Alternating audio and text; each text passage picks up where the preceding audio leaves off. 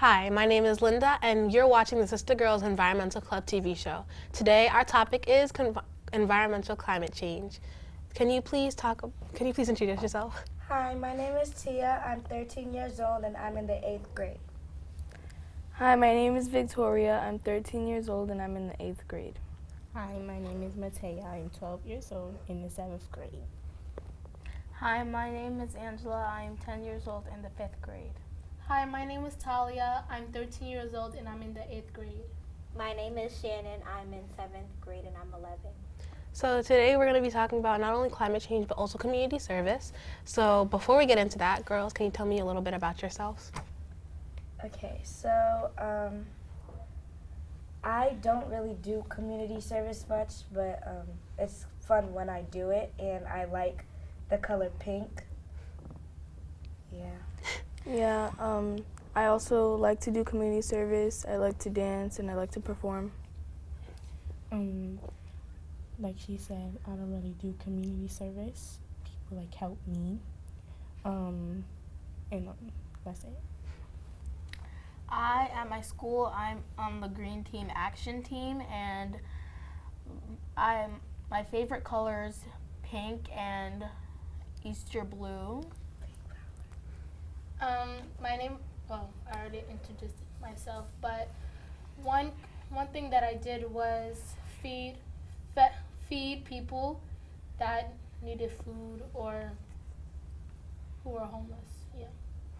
And I do community service sometimes when I have open space available. Sometimes I would pick up trash from around.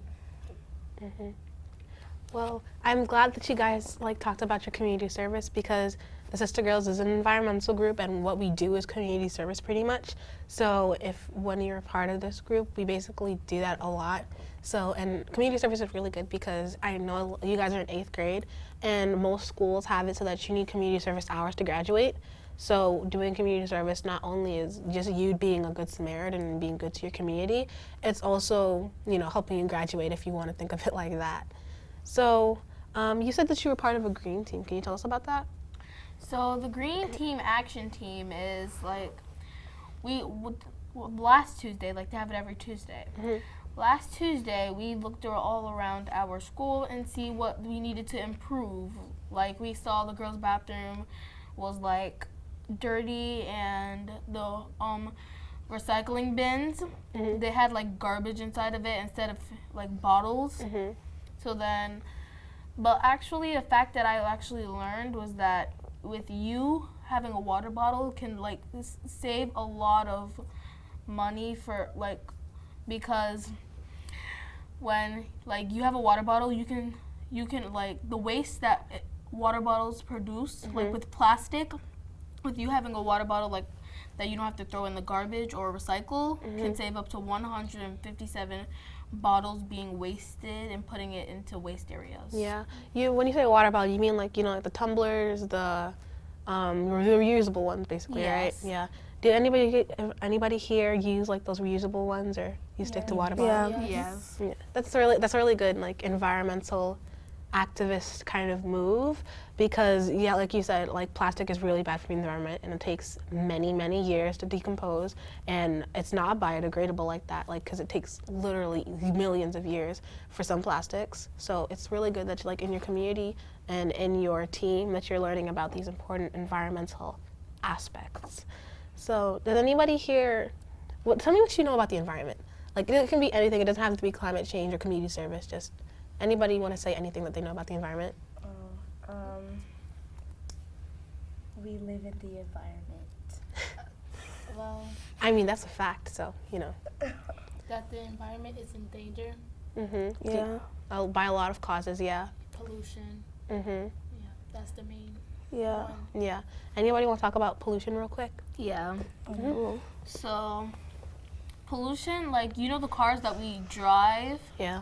Yeah, that gas from coming out of those type of cars, Mm-hmm. that's polluting our earth. So, probably we're breathing up that gas, and that's not good for our health. Yeah. Yeah. If I may add on, also the factories, Mm-hmm. it's producing a lot of bad air and gases Mhm. that's going up into the air. So Yeah. the factories are also a big problem. And I could also add that smoking is also something that can cause pollution in the air as well. And well, all of these examples of air pollution, which is honestly like one of the most known pollutions, but there's a lot of different types. There's noise pollution, like I don't know if you guys know what hydrofracking is. Anybody know what that is? No. It's basically when companies will drill into the ocean to try to get try to hit like oil or mines or stuff like that. It's like hydrofracking is like the technical term, but you can just call it oil mining in oceans. Hydro is just like the fact that it's in oceans, but that counts as multiple types of pollution. One, it's air pollution noise pollution, because it doesn't sound good in like animals such as whales that they use echolocation that like messes up their senses. And also it's water pollution because like God forbid like the oil just spews out and gets into the ocean. That's not good for the animals. Speaking of animals, endangered animals, anybody want to talk about endangered animals or what they know, if you know of any endangered species? Pandas. Yeah. I heard of that because on the commercials, Mhm. they have a lot of advertisements of pandas dying and getting killed because of their fur. I Yeah. believe. Yeah. Panda fur is like a huge trade, and also because like people just kill pandas kind of for the fun, which I don't understand. That's really not good for the environment. But yeah, pandas are an endangered species. Anybody know anything else? Probably because, like, what if we take animals for their fur and then other animals kill the other animals just to eat their food? That means their population is going down 2 times as much. Well, that's true. Like, for when you're endangering animals, that doesn't just affect one species. It affects the entire food web or food chain, because say the panda population goes down, whatever eats pandas, their population is going to go down, and whatever eats them, it's like a butterfly kind of effect, you know, like it doesn't help at all. Yeah, it's a ripple effect. So what else about, I think other than, we talked about noise pollution, air pollution, what about water pollution? Ocean pollution. So water pollution. Water pollution is when the oils go into the water and like the fish and stuff, they die from it. So Also, I'd like to add that water pollution is when maybe you drink something or you just throw it on the floor and then the wind blows it into the ocean and like it pollutes the water that way too. Yeah. Or probably some plastic gets inside the ocean and then it starts to build up, which is not good for the fishes. Yeah, there's like there was a news story about it a few months ago, I think. There is a giant piece, like I guess I want to say glacier, but it's not a glacier. A giant piece of trash in the ocean the size of Texas. And Texas is like our second, I think, biggest state.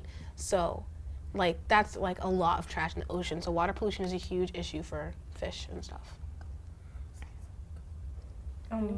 Well, I was just gonna say an example of water pollution.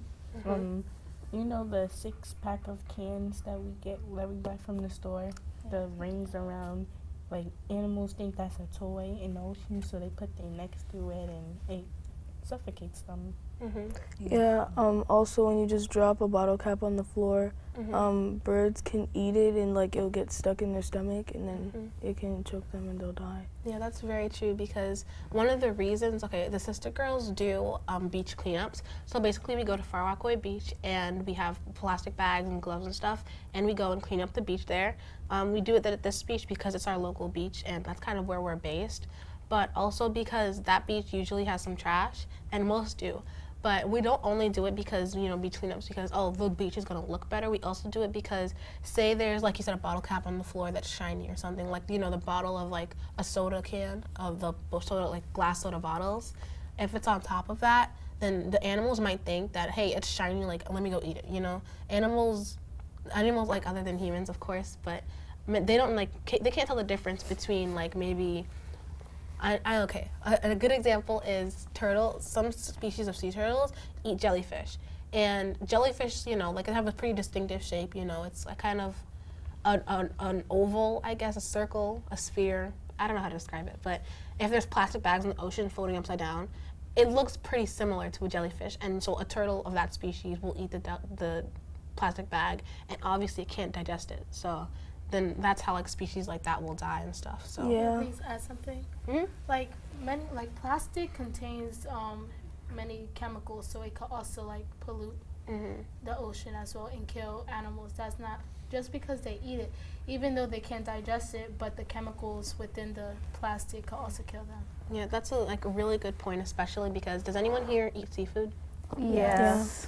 Yeah, a lot of people eat seafood. So imagine salmon. I don't know. A salmon is in the water, or salmon, whatever you want to call it, is in the water and it's swimming around, doing its thing, and it comes up to a piece of trash and thinks it's food and eats it. Now that's in their digestive system. It's in their bloodstream. It's basically in the animal. And then somebody comes and finds the salmon and then puts it on your plate. So it's a really a ripple effect because whatever humans are eating, there's already like chemicals, there's already plastic bags in these animals. Like I've heard studies of people killing animals and like this is kind of weird, but like while they're like gutting them and stuff, they'll find like plastic and they'll find styrofoam in the animal's digestive system. So like they'd have to throw that animal out because you're not gonna serve, let's say, sushi with a piece of plastic in the middle of it, like that doesn't really make sense. Can I add on? Mhm. So like basically like some supermarkets, like they say that they're fresh fish, but some of them are not fresh and some of them are not cleaned properly, and people are buying these and they're cooking them when they're not actually fresh and they're not actually good.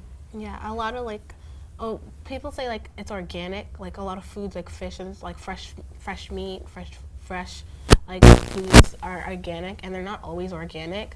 Because, well, they are, because I actually had this recently in science. The technical meaning of organic is coming from a living thing. Technically, everything is organic, but in the food term, organic basically means like there's no like Chemicals on it to make the bugs stay away from it. pesticides. Yeah, there's no like pesticides, there's no insecticides, there's no all that terrible stuff. But a lot of like the FDA especially, like you don't have to put everything that you do on a label. So like a lot of farmers and stuff like that will put things like that to get people to buy it, and it's really not fresh, which is really bad because there should be a lot more activism, I guess, and solutions for that because it's a really bad issue. So you were talking about pesticides, so anybody know anything about pesticides? Yeah, I think that people like who work on a farm, they spray pesticides on it so that animals don't eat their crops and stuff like that. Well, yeah, pretty much. I don't know if you've ever had it, but like grapes, I know have it a lot, and apples, especially when you get apples from like the school lunch. Basically, you ever get like that white kind of chalky stuff on top? Yes. That's dried up pesticides. Really? Yeah. Does that really? Oh, sorry to interrupt. But does that affect you? Yeah, in any way? It does a lot actually. Like that's pretty much saying like eating chemicals, because a lot of people think that it's harmless because like they wouldn't sell it in stores if it was harmful to me, right? But it's actually like they would sell it in stores, and they do sell it in stores. That's why actually why how in the plastic bags there are like holes in the bottom, like especially in grapes. That's how you're supposed to rinse everything out, because if you eat those pesticides, it's not good for your like digestive system, and you're not supposed to be ingesting that because it's basically poison for insects. So you wouldn't want to be eating poison like that. That doesn't really make sense. So that's why you're supposed to wash off of your apples, and fruit markets are farmers markets are a really good thing, because farmers markets go straight from I know a lot of them are like straight from the field is over there, and like a few feet in front the apples are right there, or whatever fresh produce is right there. So places like that, especially where there's like the actual farmers there, you can ask them your questions, and places like that are really good because you can get all your health information, and they really can't lie to you. I mean, they can, but it's not good for them to lie to you. And also, like if you go like to apple picking or something, they do spray insecticides and pesticides and stuff like that. But it's like better to go to like a farmer's market where it hasn't been processed like that. So yeah. Some not only on fruits, but on like fast foods, there's like you would actually find like bugs in like Oreos, like McDonald's type of foods and stuff like that. And they said like one time I actually watched a video where this woman, for her first day working at Popeye, she found like these type of worms on the walls, and they said if you find worms on the walls, like splash hot water on it, and it was pretty disgusting. Yeah, I mean, a lot of places is like, I don't want to say especially fast food, but a lot of places, they don't think I guess they don't think really about the environment like that, and they don't think about the health benefits or the health, I guess, what's the opposite of benefits? defects. Okay, the opposite of, they don't think about the opposite of benefits. So they don't think about that, you know. So you should really, that's why be careful where you eat and stuff like that, you know. Yeah. What else about the environment? I guess we could talk about parks, like public places like parks. You guys go to the park, right? Also, about the park, I would like to say that some of us here, we all got together and we got trash bags and we started cleaning up the park, around the park, because we know that people litter around there and it's good for the community and it's good for the birds too, who don't have to eat it as well. So yeah, it's really good. The Sister Girls actually do It's My Park Day sometimes, and basically we go to our local park and we do a lot of beautification, I guess, for it, and not beautification, but like, you know, we paint the fences. We'll clean up the leaves. We'll rake up the leaves. We'll plant flowers. We usually plant like flower buds, and then like it helps the environment. So, you know, a lot of good organizations are out there, especially the Sister Girls, but a lot of good organizations are out there, like, I guess, to help the community and to educate the community. Speaking of education is really important, like not just like, you know, to be like, oh, well, clean up the environment, you know, like that's such a general statement. And I always say that education is really key, because if you don't know that you're doing something bad for the environment, you're not going to stop doing whatever bad thing you're doing for the environment. So like, say you're like throwing your cigarette butts on the ground, and then you like, no one ever tells you that it's bad, you know, then you're going to keep doing it. Education is really important. Speaking of, anybody know anything about cigarette butts?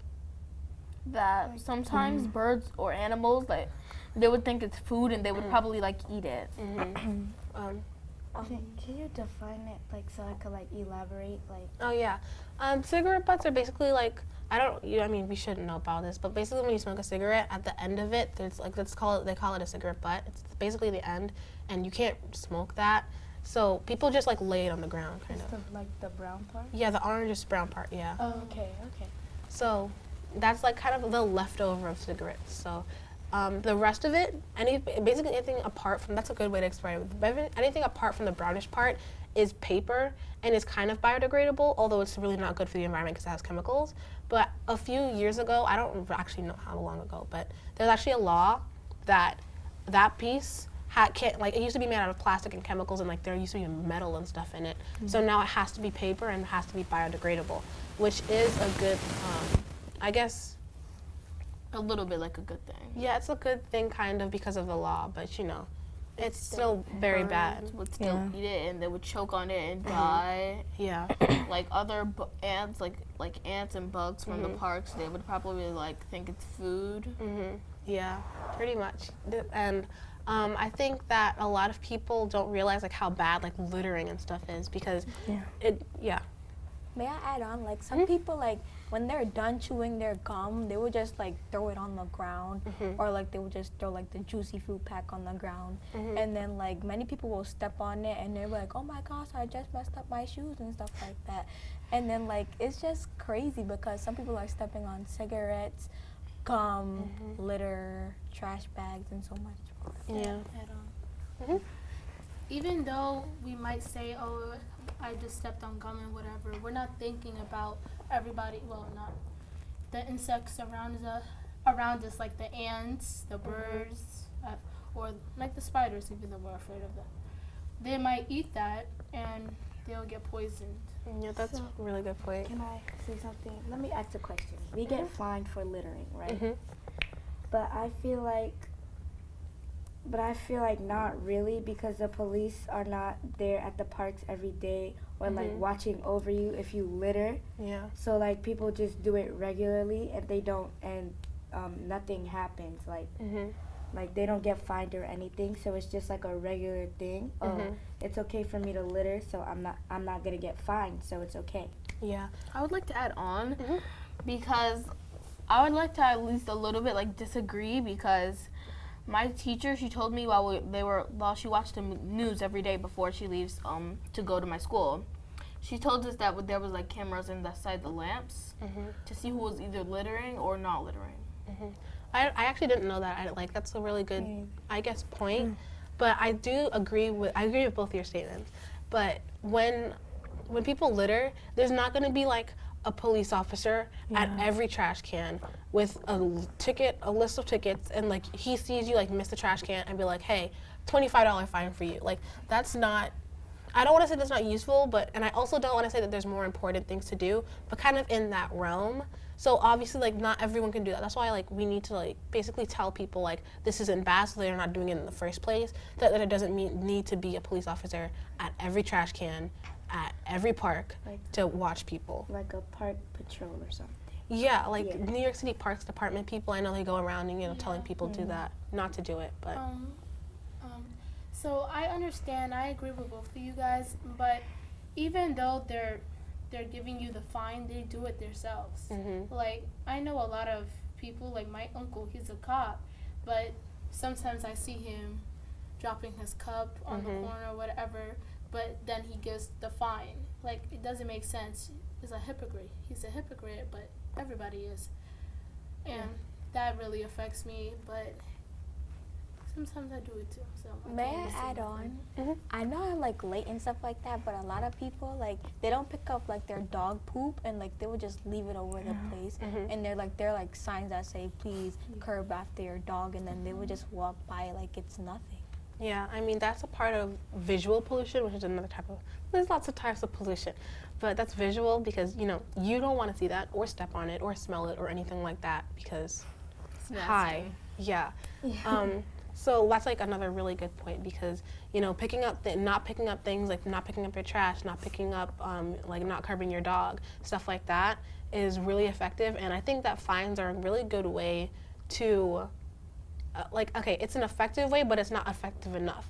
Like if I throw a piece of gum on the floor and say like I have money to spare, and I get a $25 ticket, I'll be like, oh, $25? Okay, I'm gonna throw another piece of gum on the floor. Like, it doesn't affect everybody like that. And it also, environmental laws are not always supported as much as other laws are. So, like, some people will not care much about, like, the law for styrofoam as a law for something more, like, something, like, involving violence or something like that. So, I think there needs to be a lot of awareness for the laws that are, environmental and for the laws that are, I guess, more for the environment. So, I think there should be equality between all laws. yeah. Even though people might not think that it's serious or whatever, I think they should all, because if it wasn't important, why would it be a law? Yeah, that's very true. Well, I just thought about it. It was like when we in the beginning, you said something about how schools, for community service, that you needed to graduate. My school specifically, in 8th grade, well, we go by credits. In 8th grade, you have to do 60 hours of community service by the end of the year, or you don't graduate. And you have to graduate with 3 credits for college. Well, yeah, that's a really good, I guess, idea because it encourages children to do community service. And hey, maybe like if you do community service just to graduate, then you'll end up liking it, So I think like this whole school initiative, like my school, I think you needed the same 60 hours to graduate.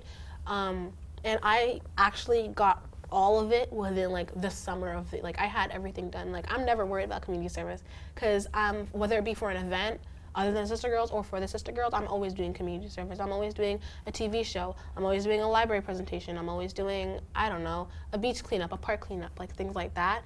And hours build up, so yeah. I have a question. How do you like get the evidence to prove to your school that you did community They service? give you a paper. Yeah. And you have to write the person that you're doing community service for. They have to sign it and put how many hours you did. And at the end, you add up all the hours. So like at the end, basically what she said, like at the end, you can ask. Not everyone will give you a community service, and that's a really bad mistake because most places, if you leave and you didn't ask for community service, they won't give you a letter. They'll be like, oh well, you already left. Why do you need the letter? And they won't like validify it. They won't make it valid for you. So when you go, after you're done, you go to the place and you say, can I get a community letter?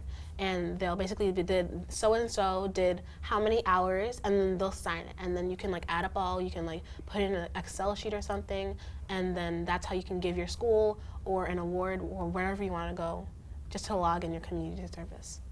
I have a question. Why don't all schools take part in community service? Because I'm not sure my school does it, and I think it's really important for us to be able to do it, and I want to know why. I they're think, not.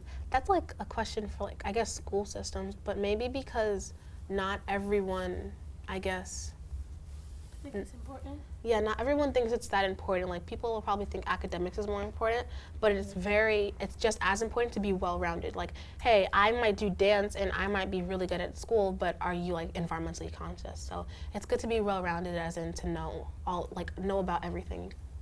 It's also kind of impressive because, not everyone will think that, young teenage girls or young preteen girls know about the environment like this. And that's a good thing about the Sister Girls, and that's a good thing about doing community service. You basically know about the environment, and it's kind of fun to, tell people, what you're doing wrong and stuff. So, yeah.